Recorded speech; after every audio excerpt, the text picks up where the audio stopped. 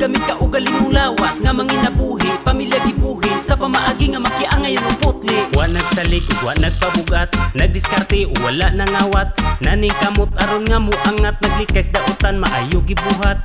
Di sundogon ang mga tapulan, kay nanganad na lang kay pirmi tabangan. Tunulan hungitan, kalaming panitan, kapag aras dagway ang ilang puhunan.